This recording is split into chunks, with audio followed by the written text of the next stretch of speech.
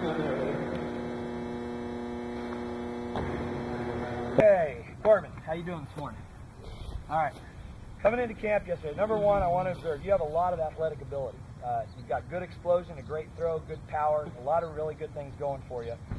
Fundamentally, there were some adjustments we needed to make with your stance. Number one is you were overextended downfield. You like to put that ball a country mile out in front of you, okay? And that's fine for getting a full throw, but it's not as efficient for a couple of reasons, and I'll explain why. Number one is it pulls you too far forward. It pulls too much weight forward in your stance, making it very hard to accelerate a football back in the other direction, okay? Number two, to counterbalance that, what you were doing was hunkering the rear way down to the ground, okay? You're getting your knee bend beyond 90 degrees. When you get deeper than 90 degrees, you cannot be as quick, explosive, and powerful as you would otherwise be because the muscles are just overstretched. It takes a lot of time and energy to get back to an explosive position, all right? So you're overstretched. The other thing that we saw is because of that weight, that overextension, it was pulling your knees way up in front of your toes. Sometimes your heels were even off the ground. And that's telling me we've got way too much weight forward at your center of gravity, okay? We need the front end to counterbalance the back end, kind of like a teeter-totter. Have perfect balanced neutral setup so that we can really accelerate back away from the line of scrimmage. Does that all make sense to you? Yeah. The last thing that was happening because of that setup is because you're so weight forward, you can't really get everything going that way without dipping the rear and hitching a little bit to get things started.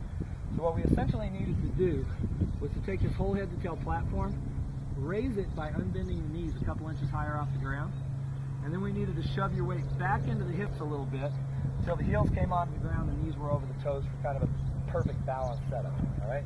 Let's go ahead and try that and see what happens. First thing I'm going to do is three-step you. You ready?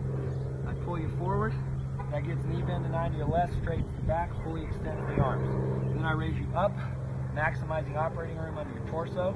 The last thing I do is I shove you back into the hips, not down to the ground, but back into the hips towards your target so the heels touch the ground, knees are over the toes, you're solid on your feet.